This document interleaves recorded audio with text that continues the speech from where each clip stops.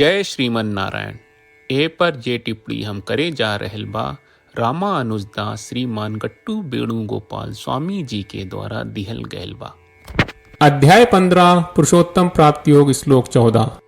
अहम वैश्वानरो भूत्वा प्राणिनां देहम् आश्रितः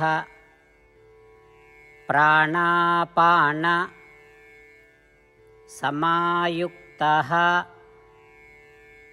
पचाम्यन्नं चतुर्विधम्। ओम। गीताचार श्री कृष्ण परमात्मा अर्जुन समेत हमनी सबके पुरुषोत्तम प्राप्ति योग सिखा रहल बानी। परमात्मा कहत बाड़न की अर्जुन, हम सब जीव के पेट में मौजूद पाचन अंग है और सब जीव के पेट में काम करे कि हम उ लोग के सांस के माध्यम से उ लोग के सेवन कहिल 4 प्रकार के भोजन के पचावे में मदद करनी। श्री कृष्ण परमात्मा ई कही के साफ कर रहल बाड़े कि उकुद हमनी के भीतर निवास करेले और ई हमनी के खाए वाला 4 प्रकार के भोजन के पचावले और ई पूरा शरीर में ऊर्जा भेजेले।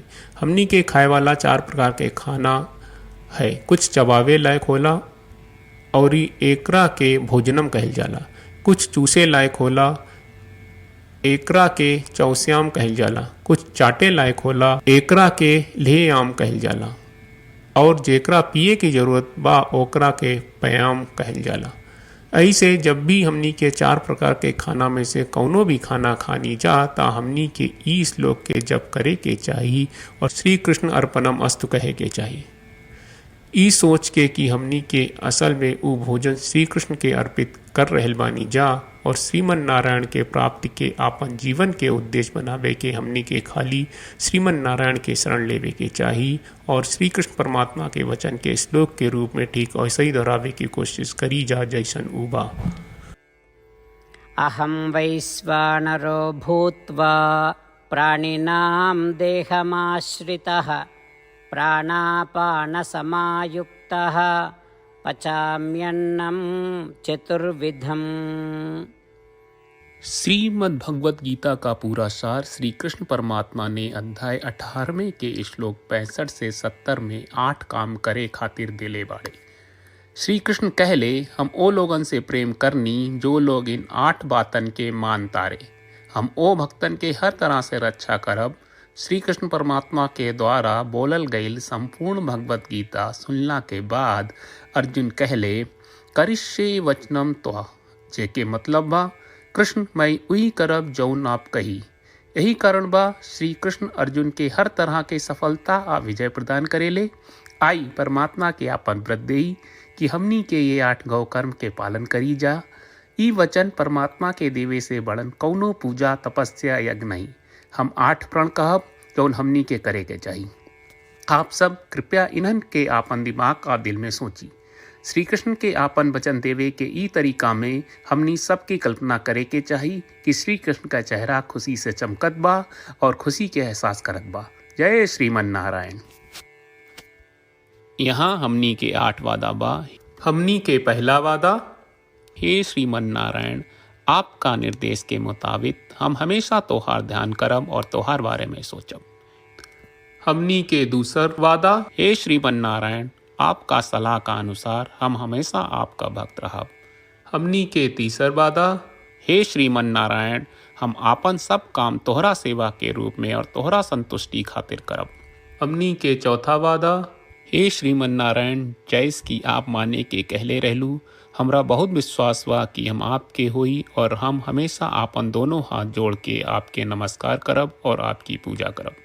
हमनी के 5वां वादा, हे श्रीमन नारायण, हमरा के तोरा बात माम एकम शरणम ब्रज 1866 याद कहले, जहाँ आप हमरा के आपन का अर्पित करे का कहा। श्रीमन नारायण, मैं हमेशा तोहरे शरण में रहब।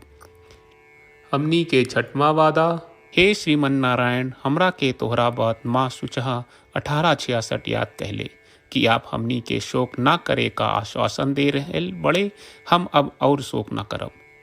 हमनी के 7वां वादा, हे श्रीमन नारायण, आपने हमरा खातिर श्रीमद् भगवत गीता के वितरण करके हम सबके कृपा कहले और आशीर्वाद दहले बा।